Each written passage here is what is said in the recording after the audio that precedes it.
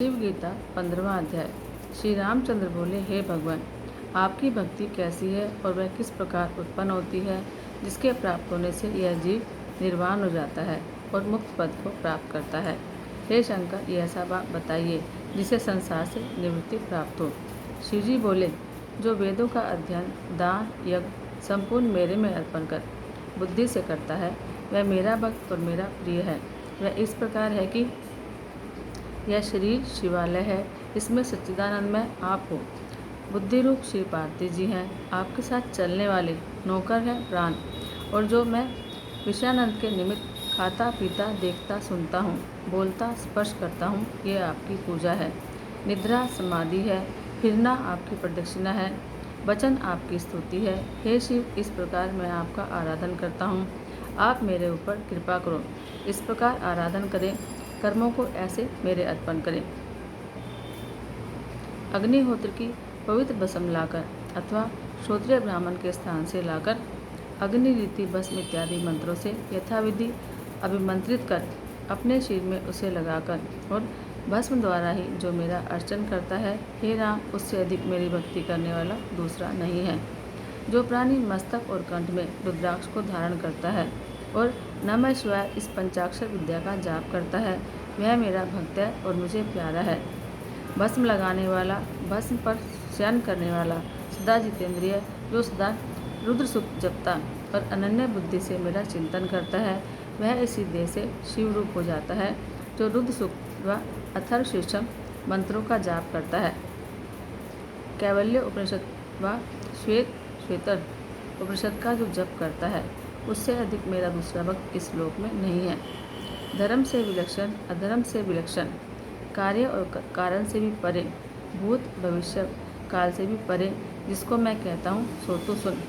जिस वस्तु को वेद और शब्दशास्त्र वर्णन करते हैं, जो संपूर्ण उपनिषदों में सार ग्रहण किया है, जैसे दही में से घी, जिसकी इच्छा करके मुनिजन ब्रह्मचर्य धारण करते हैं, वह अकार उकार मकारात्मक हमारा पद है। सो मैं तुम्हें संक्षेप से कहता हूँ। यही अक्षर परब्रह्म और सगुण ब्रह्म और निर्गुण ब्रह्म है। इसी अक्षर ब्रह्म के जानने से ब्रह्म लोक को प्राप्त होकर मुक्त हो जाता है। यही उत्तम आधार है, यही उत्तम तारक है। इसको जान के ब्रह्म लोक में पूजित होता है। जो वेद रूपी धेनुओं में श्रेष्ठ है, ऐसा वेदांत प्रतिपादन करता है। यही मोक्ष का धारण करने वाला और संसार सागर का सेतु है। तथा च श्रुति, वह वस्तु क्या है, अब उसका वर्णन करते हैं। वह मेघ से आच्छादित हुए कोश अर्थात हृदय आकाश में जो ब्रह्म है, उसे ओंकार कहते हैं। यही परम मंत्र है और इसी में सब लोग निवास करते हैं। तथा च श्रुति, अकार उकार मकार, यह ओंकारी ब्रह्म और सब कुछ है। उसकी चार मात्रा है, अकार उकार मकार, और अंत की कारण रूप आदि मात्रा है। पहली अकार रूप मात्रा में भूलोक ऋग्वेद, ब्रह्मवेद, 8 वसु, ग्रापत्य अग्नि, गायत्री चंद और प्रातः सेवन, ये 8 देव निवास करते हैं। दूसरी उकार मात्रा में भुवरलोक, विष्णु, रुद्र, अनुष्टुप चंद, यजुर्वेद, यमुना नदी, दक्षिण अग्नि, माध्यनिंद, सदन, यह देवता निवास करते हैं।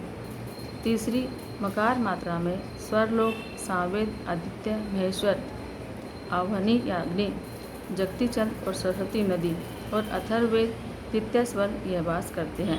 और जो चौथी मात्रा है, वह सोमलोका, अथर्वा गिरस, गाथा, संवर्ता अग्नि, महरलोक, विराट, सम्य, आवसम्य अग्नि, शुद्ध द्रिनदी और यज्ञपुज, यह देवता निवास करते हैं। अर्थात जागृत, स्वप्न, सुषुप्ति, 3 अवस्था से परे अमात्रिक तुर्यावस्था रूप आत्मा ही है। यह वाचक वाच्य रूप वाणी मन का मूल अज्ञान दूर करने से व्यवहार के अयोग्य है तथा प्रपंच रहित शिव स्वरूप और अद्वैत है। यह उच्चारण किया हुआ ओंकार आत्मा ही है। ऐसे जो जानता है, वह अपने आत्मा से परमार्थ रूप आत्मा में प्रवेश करता है और जन्म के कारणों का लय कर फिर उत्पन्न नहीं होता। पहली मात्रा रक्तवर्ण, दूसरी भास्वर यानी प्रकाशयुक्त वर्ण, तीसरी बिजली के वर्ण की और चौथी मात्रा शुभ्र वर्ण है। जो कुछ उत्पन्न हुआ है और जो कुछ उत्पन्न होगा, स्थावर जंगमात्मक अनेक प्रकार का यह जगत ओंकार में ही प्रतिष्ठित है। भूत भविष्य रूप यह संसार रुद्र रूप ही है और रुद्र में प्राण और उसमें भी ओंकार स्थित है। तात्पर्य यह है कि शिव और ओंकार एक रूप है। वह शिव रूप सनातन ब्रह्म ओंकार में ही वर्तमान है। इस कारण ओंकार का जपने हारा निस्संदेह मुक्त हो जाता है। श्रोत अग्नि से अथवा स्मार्त अग्नि से अथवा शैव अग्नि से उत्पन्न हुई भस्म को जो ओंकार से अभिमंत्रित करके ओंकार द्वारा जो मेरा पूजन करता है, उससे अधिक संसार में मेरा दूसरा प्रिय भक्त नहीं है। घर की अग्नि अथवा वन की अग्नि की भस्म को ओंकार से अभिमंत्रित करके जो अपने शिर में लगावे, वह शूद्र भी मुक्ति को पाता है। दब अंकुर विलपत्र और दर्भ के अंकुर विलपत्र और भी वन के पर्वत से उत्पन्न हुए फूलों से ओंकार द्वारा जो नित्य मेरी पूजा करता है, वह मेरा प्रिय है। पुष्प, फल, मूल, पत्र किंवा जल से जो ओंकारयुक्त मेरे निमित्त दान करता है, वह करोड़ गुना हो जाता है।